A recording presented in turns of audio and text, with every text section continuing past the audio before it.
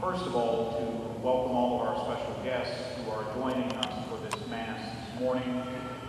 Firefighting personnel, emergency medical personnel, law enforcement personnel, and some military personnel as well.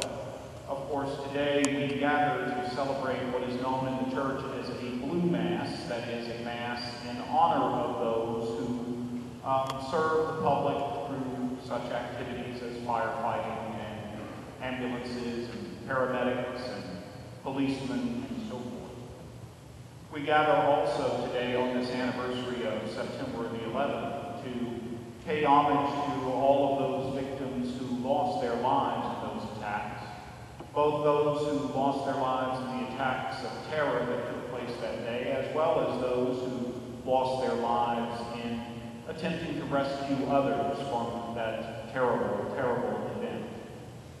We remember also and lift up in prayer those who continue to suffer from the effects of that day, both psychological and physical sufferings that have come to so many.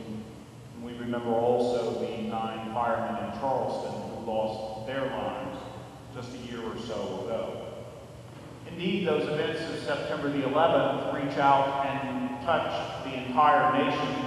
Of course, we all saw so much on television, but also, I dare say, there was hardly a community, including this one, that was not deeply impacted in a personal way.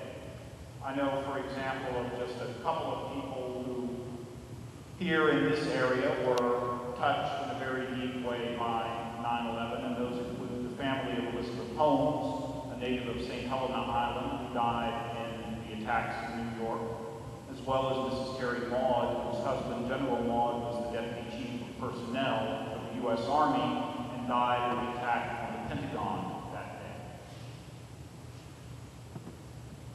Indeed, of course, that was a day of great horror and terror and tragedy for so many people. A day in which hatred seemed to be something that was triumphing in our land as we suffered these horrible attacks. But at the same time, as is so often the case, those times of terror and tragedy and those actions of hatred which confront us very often cause the human being to rise to the greatest nobility of our spirit.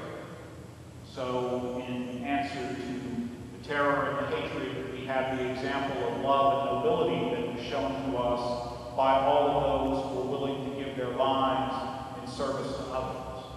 The victims on the airliner who seized control of it and crashed it themselves into the field rather than see it reach its target. The emergency personnel who ran toward those terrible, terrible things happening at the Pentagon and at the World Trade Center with no